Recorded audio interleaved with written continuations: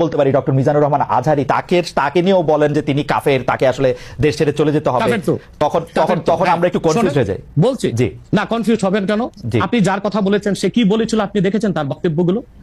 আমি দেখেছি, কিন্তু তার শোনেন কথা শোনেন। জি তাকে বলুন, সে তো আমার ছাত্র, তাকে জিজ্ঞেস করুন। 2007 সালে সে আমার থেকে সবক নিয়েছে দারুন রাজাত মাদ্রাসায়। আমি তার টিচার, আমি তার শিক্ষক, এবং তার শিক্ষকরাও আমাকে শিক্ষক মানে। যেটা আপনার মাধ্যমে আমার মেসেজটা আমি অনেকের কাছে পৌঁছাতে পারবো। আপনি যে ব্যক্তির নাম দিয়েছেন তাকে আপনি কি দিয়ে তাকে স্কলার বলবেন? লক্ষ লক্ষ লোক হলে স্কলার হয়? এটা কোনো কথা নয়। দ্বিতীয় কথা হচ্ছে সে মুফতি নয়, ফতুয়া দেবার অধিকার রাখে মুফতি। স্কলার হওয়া এক জিনিস, ওয়াইজ হওয়া এক জিনিস, মুফতি হওয়া আরেক জিনিস।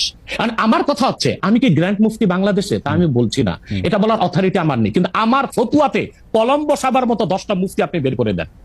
এখন অন্য মুফতিরা বলছে না কেন, সেটা একটা সাহসিকতার বিষয় আছে, সেটা আরো কোনো তাদের প্রতিবন্ধকতা থাকতে পারে। হালা শব্দ ব্যবহার করছে, এটা কি হয়? সে বলেছে আম্মা জান খাদিজা ভার্জিন ছিলেন না। আমার মাকে যদি কেউ বলে ভার্জিন ছিল না, আমি মেনে নিব। সে বলেছে যে কিন্তু স্যার আপনার কাছে কি মনে হয় না উনি তাকে আসলে অসম্মান করার জন্য একটা ফ্যাক্ট সামনে আনছে? না না না, এটাই আপনাদের মৌলিক বিশ্বাসের মধ্যে একটা বড় ঘাপলা। আমার সাথে আপনার কথা বলার যে শব্দচয়ন, সেটা কখনো আল্লাহ তার হাবিব সাল্লাল্লাহু আলাইহি ওয়াসাল্লামের শানে ওই শব্দচয়ন ব্যবহার হতে পারে না। আচ্ছা, আমরা এটা অনেক ভুল করি।